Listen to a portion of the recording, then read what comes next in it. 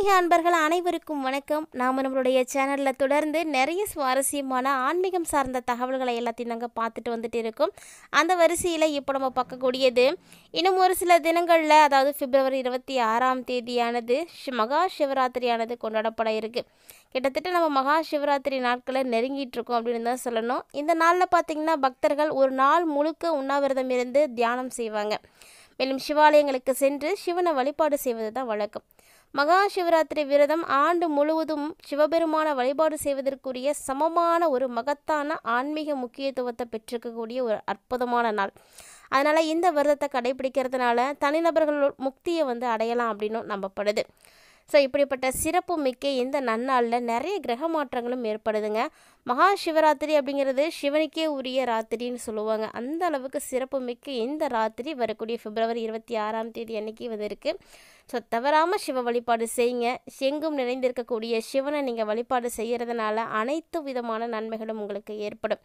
மேலும் யாருக்கெல்லாம் சிவபெருமானை ரொம்பவே பிடிக்குமோ அவங்களாம் மறக்காம நம்ம வீடியோக்கு ஒரு லைக் பண்ணிக்கோங்க. மேலும் சிவராத்திரியை பற்றிய நிறைய சுவாரஸ்யமான விஷயங்களையும் இந்த சிவராத்திரிக்கு அப்புறமா ஏற்படக்கூடிய கிரக மாற்றத்தின் அடிப்படையில் சிம்மராசி என்பவர்களுக்கு கிடைக்கக்கூடிய பலன்களை பற்றியும் தான் இந்த பதிவில் தெளிவாக தெரிஞ்சுக்க போகிறோம். வீடியோக்குள்ளே போகிறதுக்கு முன்னாடி நீங்கள் இன்னும் நம்ம சேனலை சப்ஸ்கிரைப் பண்ணாமல் இருக்கீங்க அப்படின்னா மறக்காமல் சேனலை சப்ஸ்கிரைப் பண்ணிக்கோங்க. கூடவே பக்கத்தில் இருக்கிற பெல் ஐக்கானையும் கிளிக் பண்ணிக்கோங்க. அப்போ தான் நாங்கள் போடக்கூடிய வீடியோக்கள் எல்லாமே உங்களுக்கு நோட்டிஃபிகேஷனாக உடனுக்குடன் வந்தடையும். நீங்களும் பார்த்து பயன்பெறலாம். வாங்க வீடியோக்குள்ளே போகலாம். மகா சிவராத்திரி, அதாவது சிவபக்தர்களுக்கு சிறப்புமிக்க ஒரு நாள்னா அது இந்த நாள் தாங்க. இதாண்டு பிப்ரவரி மாதம் கொண்டாடப்படக்கூடிய மகா சிவராத்திரிக்கான சரியான தேதி, பூஜை நேரம், விரத முறைகள் எல்லாத்த பற்றியும் தான் இப்போ நம்ம தெரிஞ்சுக்க போகிறோம். ஏன்னா பொதுவாகவே ஒரு விஷயங்கள் நம்ம செய்கிறோம் அப்படின்னா அதை சரியாக செய்யணும், முறைப்படி செய்யணும். அப்போ தான் அதற்குரிய பலன்களும் நமக்கு தெளிவாக கிடைக்கும். இந்த சந்திர சூரிய நாட்காட்டியின்படி பார்க்கையில் ஒவ்வொரு மாதத்திலுமே சிவராத்திரியானது வரும். ஆனால் ஆண்டுக்கு ஒரு முறை குளிர்காலத்தினுடைய பிற்பாதியில் வரக்கூடியது தான் இந்த மகா சிவராத்திரி. இந்த நாளில் பார்த்திங்கன்னா சிவனும் சக்தியும் ஒன்றாக பயணம் செய்வதாக சொல்லுவாங்க. ஸோ இந்த நாளில் சிவன் மற்றும் பார்வதி தேவியினுடைய திருமணமானது நடைபெற்ற நாளாக கொண்டாடப்படுது. ஸோ இந்த நாளில் விரதம் இருக்கிறதும் சிவகௌரிய முறையாக வணங்குறதும் சதாகரனுடைய அனைத்து விருப்பங்களையும் நிறைவேற்றி கொடுக்கும். மேலும் செல்வம், மகிமை, அமைதி மற்றும் மகிழ்ச்சி இது எல்லாமே ஆசீர்வதிப்பதாகவும் நம்பப்படுது. அதாவது இந்த விரதத்தை கடைபிடிக்கிறதன் மூலமாக திருமணமான பெண்கள் இடைவிடாத அதிர்ஷ்டத்தை பெறுவாங்க. ஒருவேளை திருமணமாகாத கன்னி பெண்களாக இருக்கீங்க அப்படின்னா விரும்பிய மாப்பிள்ளையானது மனம் போல அமையறதுக்கு வாய்ப்பு இருக்குது. ஆரம்பகால திருமணத்திற்காக இந்த மகா சிவராத்திரி நாளில் விரதம் இருக்கலாம், தவறு கிடையாது. மகா சிவராத்திரி அன்னைக்கு பக்தர்கள் சிவபெருமான்கிட்ட தஞ்சம் அடையக்கூடிய ஒரு புனிதமான இரவு அப்படின்னு சொல்லுவாங்க. இது பார்த்திங்கன்னா நம்முடைய உள்ளுணர்வுகளோடு ஒன்றிணைக்கக்கூடிய ஒரு விஷயத்தை ஏற்படுத்தி கொடுக்குது. சிவன் பிரபஞ்சத்தினுடைய ஆன்மாவை உள்ளடக்கிய உண்மை, அமைதியை பிரதிநிதிப்படுத்தக்கூடியவராக இருக்கார். ஸோ அவரை நீங்கள் வழிபாடு செய்கிறதுனால நிறைய பண்புகள் நமக்குள்ளேயும் கடைபிடிக்கப்படும். ஆன்மாவையும் உள்ளுணர்வையும் கொண்டாடக்கூடிய ஒரு நேரமாக இருக்குது. கூடுதலாக பார்த்தீங்கன்னா மகா சிவராத்திரி நாளில் சிவபெருமானும் பார்வதி தேவியும் திருமணம் செய்து கொண்ட நாளாகவும் சொல்லப்படுது. அதனால் இந்த நாளில் கண்டிப்பாக நீங்கள் விரதம் இருக்கிறது, தியானம் செய்கிறது, பூஜைகள் செய்கிறது எல்லாமே சிறப்பான பலன்களை உங்களுக்கு ஏற்படுத்தி கொடுக்கும். வேத மந்திரங்களை சொல்கிறதுனால நிறைய செயல்பாடுகள் உங்களுக்கு நல்ல ஒரு பலன்களை ஏற்படுத்தி கொடுக்குங்க. மேலும் தனிநபர்களுக்கு உலகிற்கும் அமைதியும் ஒற்றுமையும் ஏற்படுத்தி கொடுக்கக்கூடிய நல்ல நாளாக காணப்படுது. தியானம் மற்றும் சரணடைதல் மூலமாக பிரபஞ்சத்துடன் ஆழமான தொடர்பை நம்மளால் அனுபவிக்க முடியும். இந்த உலகில் பிரம்மா, விஷ்ணு, சிவன் இந்த 3 தெய்வங்களும் தான் மும்மூர்த்திகள் அப்படின்னு சொல்லுவாங்க. இவர்கள் தாங்க முத்தொழில்களையும் செய்கிறாங்க. அதாவது படைத்தல், காத்தல், அழித்தல் ஆகிய முத்தொழில்களையும் செய்கிறாங்க. அதாவது நம்முடைய வாழ்க்கையில் நமக்கு உயிர்கள் உருவாக்கக்கூடிய ஒரு பொறுப்பை பெற்றவர் அப்படின்னா அது பிரம்ம கடவுள் தான்.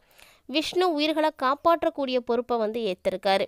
அதே சிவபெருமான் பார்த்திங்கன்னா அனைத்து விதமான உயிர்களையும் அவங்களுடைய பாவ புண்ணியங்களை பார்த்து அளிக்கக்கூடிய கடவுளாக இருக்கிறாரு.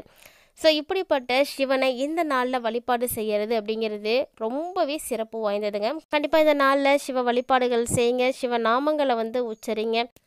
இந்த நாளில் ஏற்படக்கூடிய கிரக மாற்றங்களை பற்றி இப்போ நம்ம தெரிஞ்சுக்கலாம். அதுவும் குறிப்பாக சிம்மராசினியர்களுக்கு என்ன மாதிரியான பலன்கள் கிடைக்க போகுது அப்படின்னு பார்த்திங்கன்னா, இந்த நாட்களுக்கு அப்புறமா உங்களுக்கு புதிய புதிய நட்புகளானது கிடைக்க ஆரம்பிக்கும். ஸோ கண்டிப்பாக சிவராத்திரிக்கு அப்புறமா புதுவிதமான நட்புகளில் நீங்கள் இறங்குறதுக்கு சான்ஸ்லாம் இருக்குது.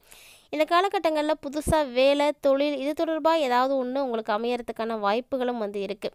அப்படி ஒரு வேளை அந்த வாய்ப்புகள் இருக்குது அப்படின்னா அதை நீங்கள் கண்டிப்பாக வந்து ஏற்றுக்கோங்க. உங்களுடைய தேவைகளை நிறைவேற்றி கொள்றதுக்கான நிறைய சான்ஸ்லாம் வந்து கிடைக்க போகுது. ஸோ இது எல்லாத்துக்குமே அடிப்படையாக இருக்கக்கூடியது அப்படின்னா உங்களுடைய முயற்சி தான்.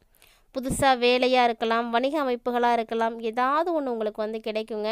உங்களால் முடியும் அப்படின்ற பட்சத்தில் அதை கண்டிப்பாக ஏற்றுக்கிட்டு செய்ய ஆரம்பிச்சுக்கோங்க. அதே பங்குச்சந்தை தொடர்பான முதலீட்லேயும் நல்ல ஒரு வெற்றிகள் எல்லாம் கிடைக்கும். கணிசமாக நிதி ஆதாயத்தை நீங்கள் பெறக்கூடிய நாளாக இந்த நாள் வந்து பார்க்கப்படுது. வாழ்க்கை துணையோடு இருக்கக்கூடிய உறவுகளில் அன்பு, ஆதரவு அப்படிங்கிறது கண்டிப்பாக தேவையானது. அப்படிப்பட்ட அன்பும் ஆதரவும் இனி வரக்கூடிய நாட்களில் உங்களுக்கு அதிகரிக்க ஆரம்பிக்கும். ஆரோக்கியம் சார்ந்த விஷயத்தில் மட்டும் சிம்மராசி என்பர்கள் ரொம்ப நீங்கள் கவனமாக தாங்க இருக்கணும். ஏன்னா நிறைய பிரச்சனைகள் உங்களுக்கு வந்து தொடர இருக்குது. அதையெல்லாம் நீங்கள் சரி பண்ணுறதுக்காக ஆரோக்கியத்தை எப்போவுமே வந்து பார்த்துக்கோங்க. தேவையில்லாத உணவுகளை சாப்பிடாமல் இருக்கிறது ரொம்ப நல்லது. மேலும் இந்த நாட்களில் நவகிரகங்களினுடைய அதிபதியாகவும் தலைவனாகவும் இருக்கக்கூடியவர் சூரிய பகவான் தாங்க. உங்கள் ராசிக்கும் அதிபதியாக இருக்கக்கூடியவர் இந்த சூரியன் தான். இவர் இப்போ சப்தமஸ்தானத்தில் போய் சஞ்சாரம் செய்ய போகிறாரு. ஸோ இந்த காலகட்டங்களில் கண்டிப்பாக உங்களுக்கு நல்லது தாங்க நடக்கும். நல்ல பலன்கள், நல்ல செய்திகள் இது எல்லாமே வந்து கிடைக்கிறதுக்கு வாய்ப்பு இருக்குது. அதுவும் பார்த்திங்கன்னா உங்களுடைய குடும்பத்தில் இருக்கக்கூடிய உறவுகளானது மேம்பட ஆரம்பிக்கும். ஏதாவது ஒரு வகையில் உங்களுக்கு மகிழ்ச்சியானது கிடைக்க ஆரம்பிச்சிடும். திருமணம் உள்ளிட்ட சுப நிகழ்ச்சிகள் நடப்பதற்கான வாய்ப்புகள் எல்லாம் இருக்குது. ஸோ வீட்டில் நீங்கள் ஏதாவது சுப நிகழ்ச்சிகள் நடக்கணும் அப்படின்னு ஆசைப்பட்டுட்ருக்கீங்கன்னா நிச்சயமாக அது உங்களுக்கு வந்து கிடைக்குங்க. புதிய உறவுகள், நண்பர்கள் அப்படின்னு எல்லோரும் வந்து கிடைப்பாங்க. புதுவிதமான உறவுகள் கிடைப்பது அப்படிங்கிறது மிகப்பெரிய விஷயந்தான். ஸோ தொழில் செய்யக்கூடியவங்க, வியாபாரம் செய்யக்கூடிய சிம்மராசி என்பர்களெல்லாம் இருக்கீங்கன்னா இந்த காலகட்டங்களில் துணிந்து நீங்கள் வேலை செய்யலாம். ஏன்னா நல்ல ஒரு அமைப்பெல்லாம் உங்களுக்கு காணப்படுது.